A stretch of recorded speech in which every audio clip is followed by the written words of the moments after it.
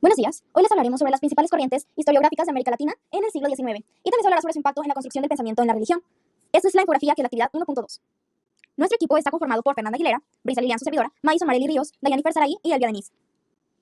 A lo largo de esta presentación exploraremos diferentes corrientes de pensamiento, las cuales surgieron de momentos históricos, respondiendo a contextos sociales, económicos y políticos. Estas corrientes de pensamiento, que hablaremos más adelante, son el liberalismo, el conservadurismo, el positivismo, el historicismo, el marxismo, la escuela de los anales y la nueva historia económica.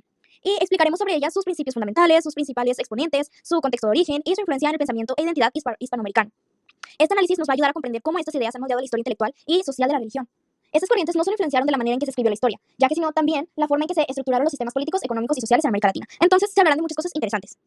Comenzando con los primeros dos, el liberalismo y el conservadurismo. En resumidas cuentas y como un adelanto, les quiero decir que el liberalismo promovía el cambio social y la separación iglesia-estado y la modernización económica. Y el conservadurismo defendía la continuidad de las estructuras coloniales y el poder de la iglesia. Estos dos eran un tanto diferentes, claramente. Uno estaba a favor de la separación de la iglesia y el otro estaba a favor de que la iglesia gobernara.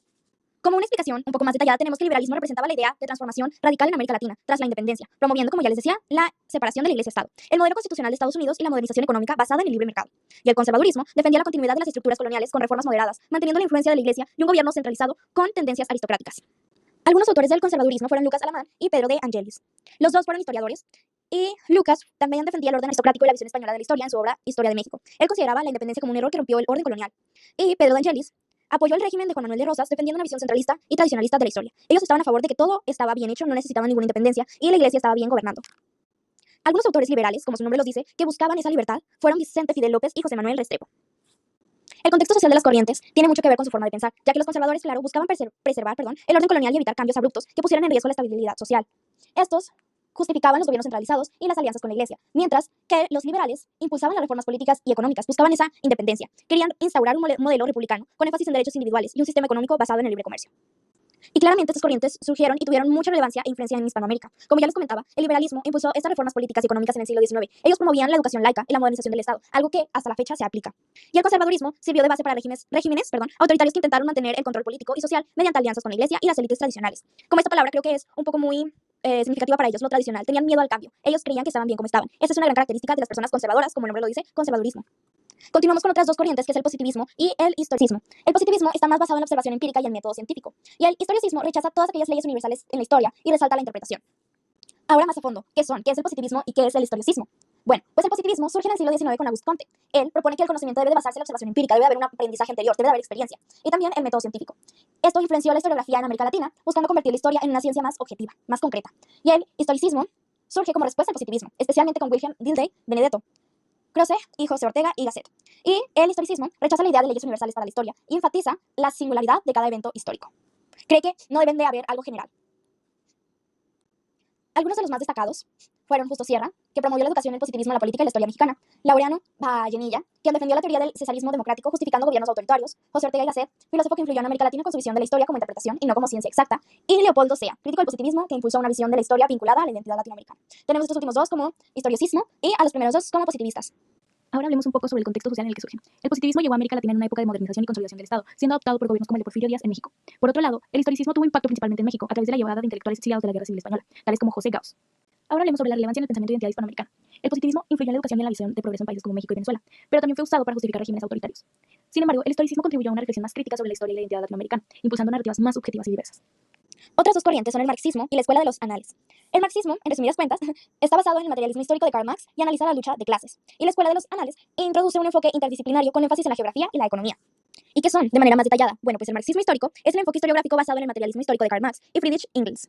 Analiza los procesos históricos y en términos de lucha de clases y relaciones de producción, destacando la influencia económica y social en el devenir histórico. Y la escuela de los anales es la corriente historiográfica surgida en Francia en 1929 con la revista de Annales de Histoire économique et sociale. Esta está fundada por Marc Bloch y Lucien, y se caracteriza por un enfoque interdisciplinario que incorpora la geografía, la sociología y la economía, con énfasis en la estructura de larga duración. Entre los autores más destacados en el marxismo está Ciao Prado Jr., que fue un historiador brasileño, autor de la evolución política del Brasil, y aplicó el materialismo histórico al análisis de la sociedad latinoamericana. También está Sergio Bagú, historiador argentino, precursor del análisis socioeconómico de América Latina desde una perspectiva marxista, y influyó en la teoría de la dependencia. Y en la escuela de los anales está Marc Bloch, ya mencionado, que fue el cofundador de la escuela. Destacó por su enfoque en la historia social y su obra Los Reyes Taumaturgos. También está Fernand Braudel, que fue el representante de la segunda generación de los anales. Su obra El Mediterráneo y el mundo mediterráneo en la época de Felipe II consolidó el estudio de las estructuras de larga duración.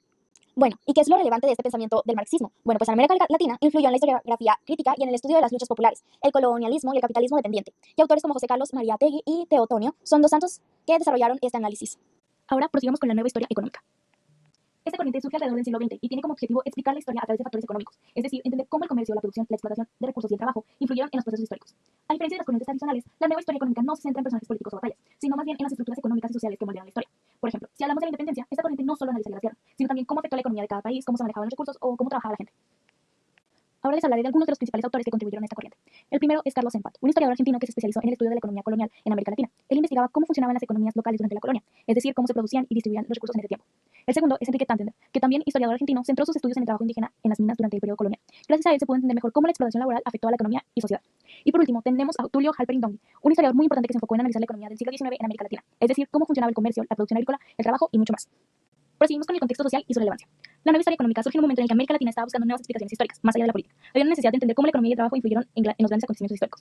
La relevancia de esta corriente es que permitió comprender que la economía fue clave para la construcción de las naciones latinoamericanas, para entender cómo se formaron las clases sociales y sobre todo para explicar los conflictos económicos que aún afectan a nuestros países. Además ayudó a darle visibilidad a los grupos sociales menos privilegiados, como los indígenas, los esclavos o los trabajadores rurales que antes no tenían espacio en la narrativa histórica. Ahora podemos concluir que las corrientes historiográficas en América Latina durante el siglo XIX fueron fundamentales para la construcción del pensamiento y la identidad de la región. A través del liberalismo y el conservadurismo se definieron modelos políticos y sociales que marcaron la independencia y la organización de los nuevos estados. Posteriormente, el positivismo y el historicismo influyeron en la manera de concebir la historia, con enfoques que iban desde la objetividad científica hasta la interpretación subjetiva de los hechos. El marxismo y la escuela de los anales ofrecieron nuevas perspectivas al estudio historiográfico, enfocándose en la lucha de clases, la estructura económica y el papel de las sociedades en la historia. Finalmente, la nueva historia económica permitió analizar los procesos históricos desde una perspectiva económica, aportando una visión más integral sobre el desarrollo de América Latina. El estudio de estas corrientes nos ayuda a comprender cómo las ideas han moldeado la historia intelectual y social de la región, permitiéndonos reflexionar sobre la evolución del pensamiento historiográfico y su impacto en la actualidad. Muchas gracias por su atención.